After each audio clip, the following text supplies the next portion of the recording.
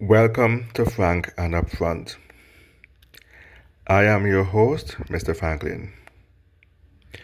A very special welcome to all of you joining me here on this podcast. I invite you to like, comment, share, and subscribe. Tonight's topic: what can the 2003 sex abuse scandal involving Kobe Bryant teach us about the purpose of life? First and foremost, I wish to express my sincere condolences to the immediate family, friends, and loved ones of the late Kobe Bryant and his daughter Gianna, and to the families on board the helicopter, the Altobelli family, the pilot and his surviving loved ones, among others.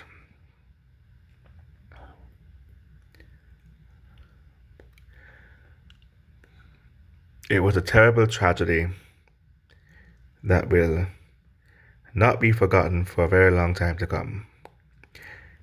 It reminded me of when Princess Diana was killed in a car crash in Paris, fleeing the paparazzi. And more recently,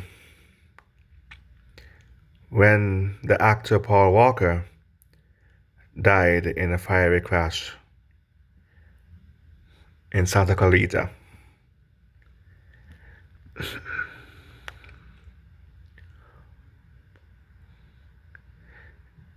Those are very sad days, and they're days that will be etched on the minds of the public, perhaps forever. But above all else, they'll be etched in the minds of the ones who knew them best. So we hold those people in our thoughts as they go through a difficult grieving process.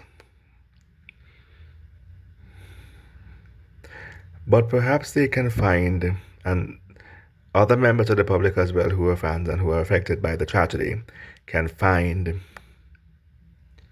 comfort and closure of some kind in what I'm about to say. Now, news of the death of Kobe Bryant had caused news of the 2003 sex abuse scandal in Colorado to resurface. And it got me thinking about life. Got me thinking about life. And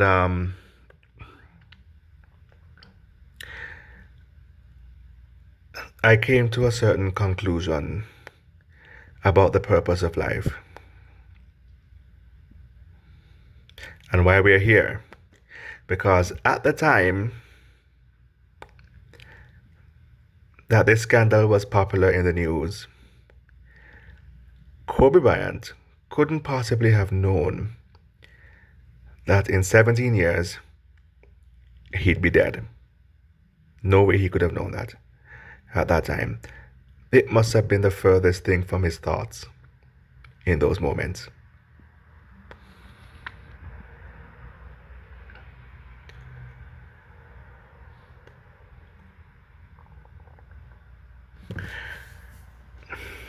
And so,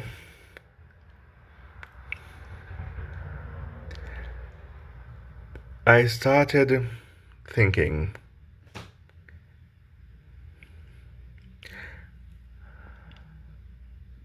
about his motives for staying faithful, if in fact he remained faithful after that scandal, as I would like to believe that he did. You see, Because he couldn't have known when his life would end, if in fact he remained faithful as I would like to believe he did, it can't have been to receive salvation in the afterlife. At the time he was doing it to save his marriage.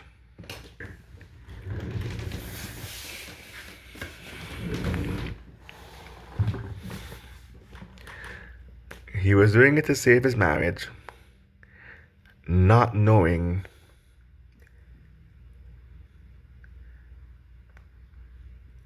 that it would also be beneficial to his journey throughout the afterlife.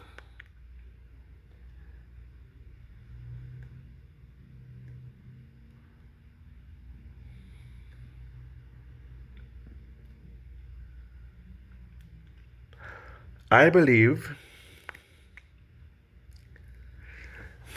that we're here to do two things.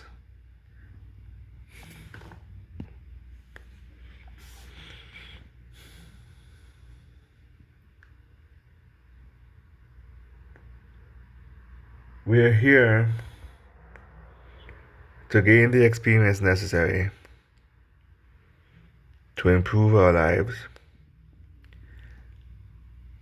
and create wealth for our family.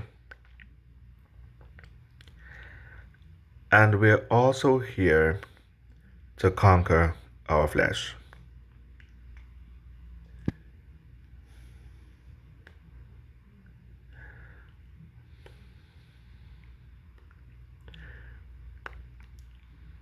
Because I believe that Earth is school.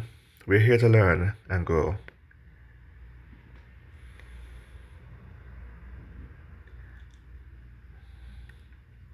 And if you don't conquer your flesh and fulfill your life purpose,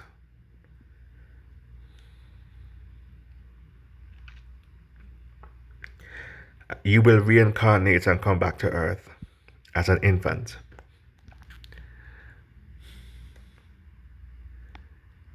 And depending on how depraved you were in this life, you will reincarnate and come back to Earth as a lesser being, like a dog or a mouse, for example.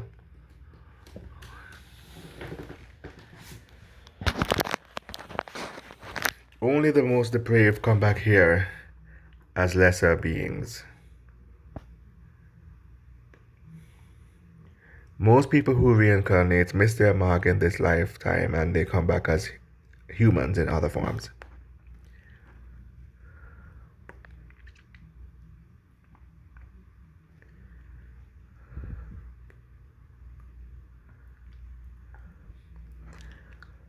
When I say other forms, I mean they don't come back as the person they were in this life. They come back as the same soul in a different body. We're not talking about resurrection, we're talking about reincarnation.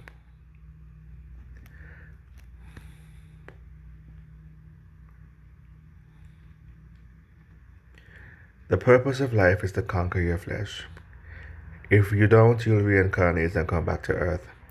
And you have to do it all over again. You have to live through life all over again. Go through all the awkwardness of being a young adult. All the defeats, the crushing blows, the humiliations, the happiness, the joys. You have to do it all over again. It's like repeating a grade. Remember I told you, we're in school. Earth is one giant classroom, and we're here to learn.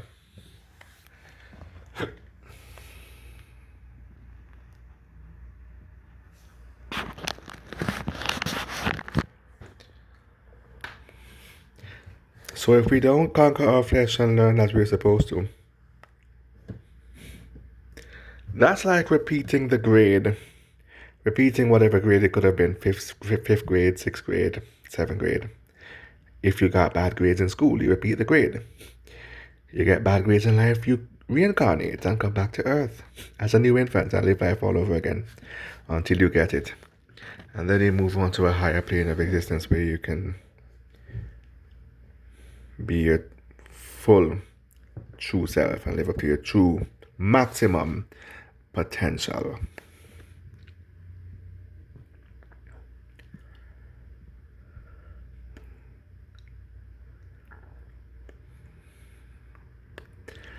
The irredeemable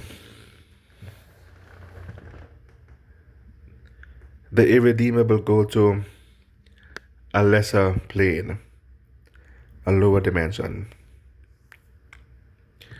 where they are forced to experience low frequency emotions like anger, fear, envy, jealousy, pettiness, all those things. But those are for the truly irredeemable among us. Most people will reincarnate till they get it right and then they move on to the higher plane of existence. But that requires conquering your flesh, whether sexually, financially, or egotistically. Some people gotta conquer their ego to make it to that higher plane.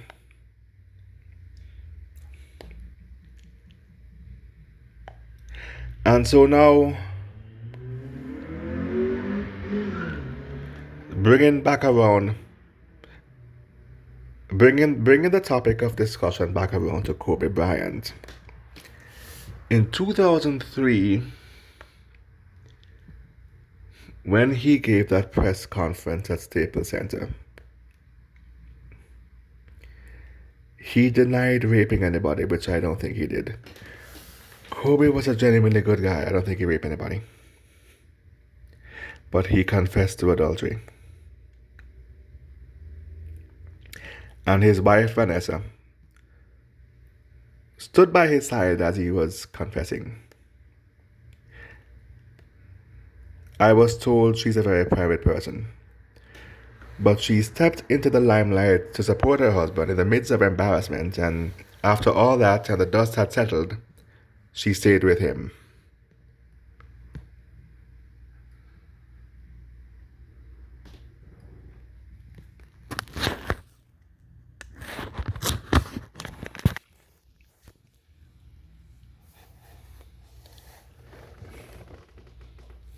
I'm not sure exactly, but I would like to believe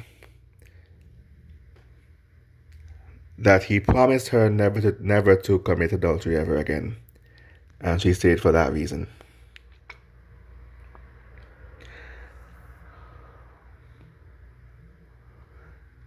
True to his word, he didn't commit adultery ever again in his life, I don't think. His incentive to do so was to save his marriage.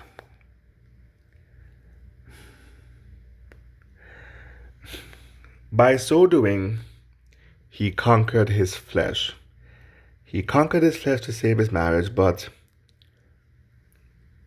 as fate would so have it, he would only be around for about 17 more years after that scandal. And then he perished. If I am right, and Kobe Bryant conquered his flesh, then I hope you may find peace and solace in knowing that he graduated and transcended into his immortality with his daughter by his side. If I am wrong, and he did not conquer his flesh, whether in that respect or other respects, maybe he was never unfaithful, but maybe he had an ego problem. Could be, after all, the man is only human, Only human, and, would experience the complexities of the human condition like the rest of us. If I am wrong and he did not conquer his flesh, then we have not seen the last of Kobe Bryant.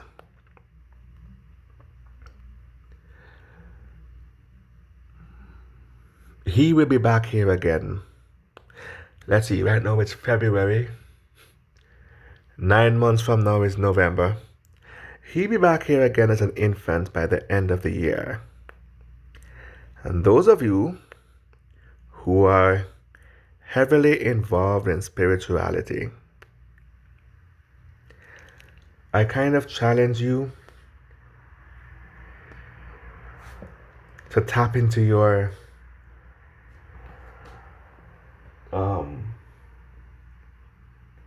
aura sensing senses, your ESP. Tap into your ESP. Give it till about the end of this year or the beginning of next year. Tap into your ESP and see if you can sense his life force on this plane, because he might just be coming back here.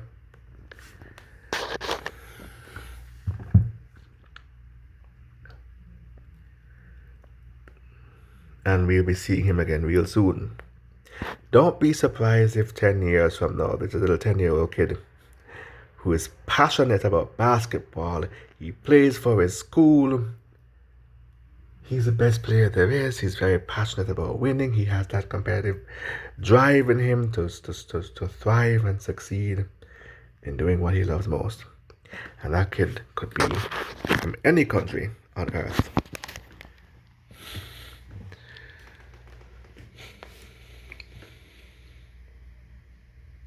Or he could be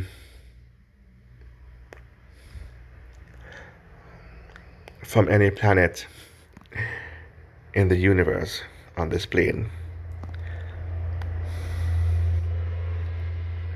But assuming he's going to be coming back here to this earth, then you'll be hearing about him real soon. If not, then I hope you can find peace and solace in knowing that he transcended the third dimension. That's our current state here on earth in the flesh. And that he's been granted eternal life for conquering his flesh and trying to save his marriage.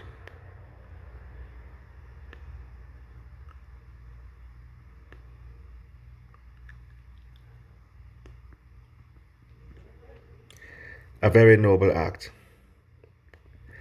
I hope it's the latter.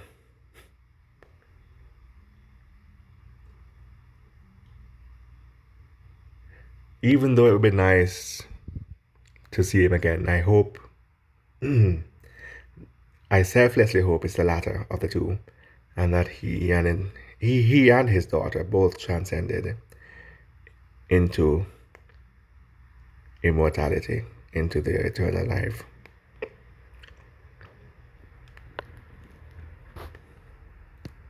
That should be an incentive for us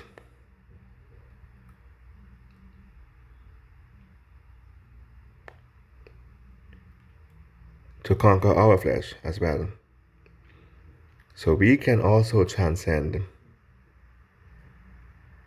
into eternal life.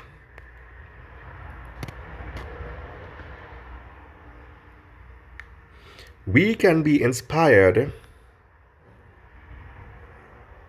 by the story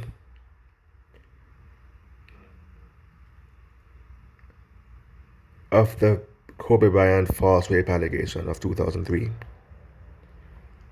and his drive to conquer his flesh. We can all be inspired by that, to live better lives, to live better and more fruitful lives, to understand it's truly not about the materialistic or the physical.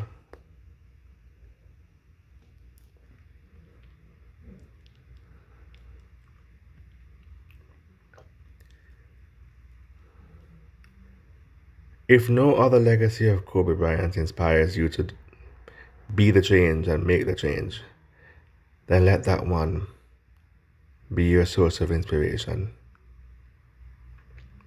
as it is mine. Next week's topic: narcissism among other mental illnesses in the black community. I hope you join me then. I am Mr. Franklin, and this has been Frank and Upfront.